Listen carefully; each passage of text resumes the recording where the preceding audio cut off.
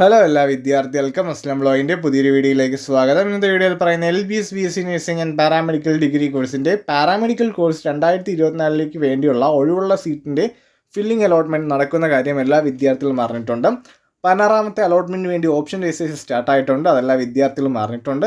അതോടൊപ്പം എങ്ങനെയാണ് option registration ചെയ്യുന്നത്, കുറഞ്ഞ ഇൻഡെക്സ് മാർക്കുള്ള വിദ്യാർത്ഥികൾക്ക് എങ്ങനെയാണ് ഓപ്ഷൻ രജിസ്ട്രേഷൻ ചെയ്യുന്നത്, അതോടൊപ്പം ക്ലാസ് തുടങ്ങുന്ന തീയതിയും പിന്നെ വെബ്സൈറ്റിൽ ഒരു ഇമ്പോർട്ടൻറ്റ് കാര്യവും പറഞ്ഞിട്ടുണ്ട്. അതിൻ്റെ ഡീറ്റെയിൽസ് ആണ് ഈ വീഡിയോയിലൂടെ പറയുന്നത്.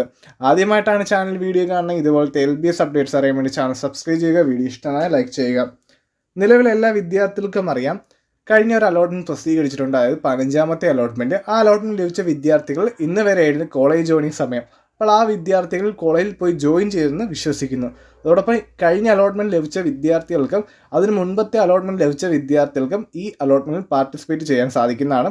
അതിന് ഓപ്ഷൻ രജിസ്ട്രേഷൻ ചെയ്യേണ്ട സമയം ഇന്നും നാളെയാണ്. നാളെ വൈകിട്ട്, അതായത് നവംബർ 14 വൈകിട്ട് 5 മണി വരെയാണ് ഓപ്ഷൻ രജിസ്ട്രേഷൻ എന്ന് എല്ലാ വിദ്യാർത്ഥികളും അറിയുക. സെൽഫ് ഫിനാൻസ് കോളേജിൽ അലോട്ട്മെൻറ്റ് ലഭിച്ച വിദ്യാർത്ഥികൾക്ക് NOC നിർബന്ധമാണ്.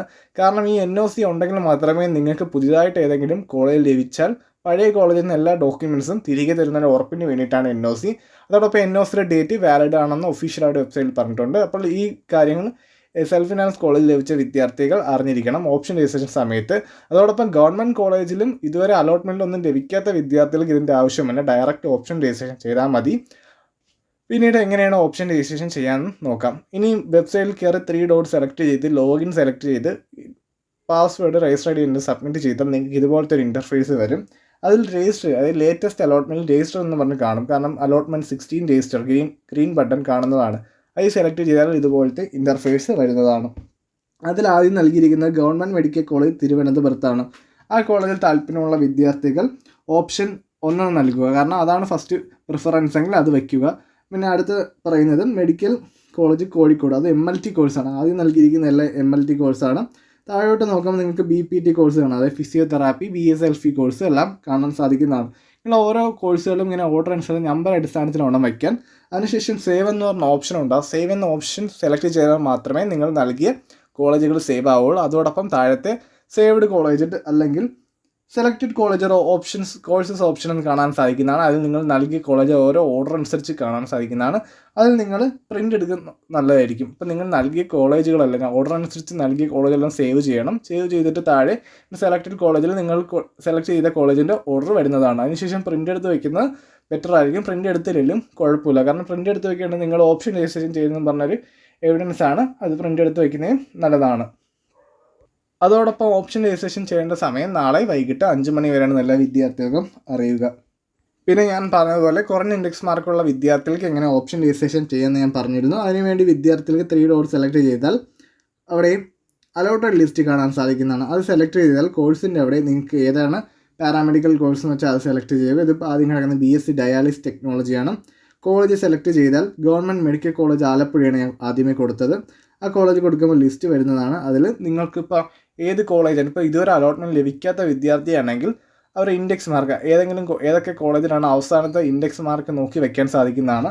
ഇതിലിപ്പം അവസാനം എടുത്തിരിക്കുന്ന റാങ്ക് ലിസ്റ്റ് ഇൻഡെക്സ് മാർക്ക് 298.34 അപ്പോൾ അതിന് താഴെയുള്ള വിദ്യാർത്ഥികൾക്കാണെങ്കിൽ ഇവിടെ വേക്കൻറ്റ് വരെയാണെങ്കിൽ ഇവിടെ കിട്ടാൻ സാധ്യതയുണ്ട്. നിലവിൽ ഇവിടെ വേക്കൻസി ഒന്നുമില്ല.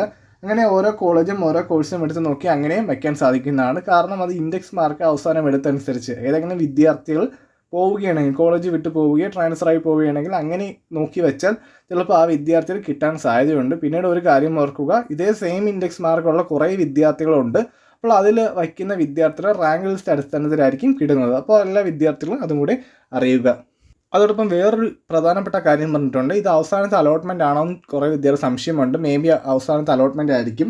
വെബ്സൈറ്റിൽ പറയുന്ന പ്രകാരം റിസർവേഷൻ സീറ്റ് എല്ലാം സ്റ്റേറ്റ് മെറിറ്റ് സീറ്റിലോട്ടാക്കാം. അതായത് റിസർവേഷൻ സീറ്റുകളെല്ലാം SM സീറ്റിലോട്ടാക്കുമെന്ന് ഒഫീഷ്യലായിട്ട് വെബ്സൈറ്റിൽ പറഞ്ഞിട്ടുണ്ട്. അപ്പോൾ റിസർവേഷൻ കാറ്റഗറിയുള്ള വിദ്യാർത്ഥികൾ ഓപ്ഷൻ രജിസ്ട്രേഷൻ സമയത്ത് മാക്സിമം കോളേജുകൾ വെക്കാനും പറയുന്നുണ്ട്. അപ്പോൾ ഇനി ഏതെങ്കിലും റിസർവേഷൻ കാറ്റഗറി സീറ്റ് ഉണ്ടെങ്കിലും സീറ്റ് മെറിറ്റ് ആക്കി മാറ്റുമെന്ന് ഒഫീഷ്യലായിട്ട് വെബ്സൈറ്റിൽ പറഞ്ഞിട്ടുണ്ട്. അതോടൊപ്പം നിങ്ങൾക്ക് അലോട്ട്മെൻറ്റ് ലഭിക്കുകയാണെങ്കിൽ ടോക്കൺ പേയ്മെൻറ്റ് ഓൺലൈൻ പേയ്മെൻറ്റ് വഴി അടയ്ക്കാൻ സാധിക്കുകയാണ്. അല്ലെങ്കിൽ ഫെഡറൽ ബാങ്കിൻ്റെ ബ്രാഞ്ച് വഴി അടയ്ക്കാൻ സാധിക്കുന്നതാണ്. നിലവിൽ ഇതുവരെ എന്നാണ് അലോട്ട്മെൻറ്റ് പബ്ലിഷ് ചെയ്യുമെന്ന് ഇതുവരെ ഡേറ്റ് വന്നിട്ടില്ല. വരെയാണെങ്കിൽ ചാനൽ വഴി അറിയിക്കുന്നതാണ്. അതോടൊപ്പം നിങ്ങൾക്ക് ഏതെങ്കിലും അലോട്ട്മെൻറ്റ് ലഭിച്ചിട്ട് നിങ്ങൾ കോളേജിൽ പോയി ജോയിൻ ചെയ്തിരുന്ന ഈ അലോട്ട്മെൻറ്റ് പങ്കെടുക്കാൻ സാധിക്കുന്ന ഒഫീഷ്യലായിട്ട് വെബ്സൈറ്റിൽ പറയുന്നുണ്ട്. അതോടൊപ്പം പാരാമെഡിക്കൽ ക്ലാസ് നവംബർ 15 തന്നെ തുടങ്ങുമെന്ന് ഒഫീഷ്യലായിട്ട് പറയുന്നുണ്ട്.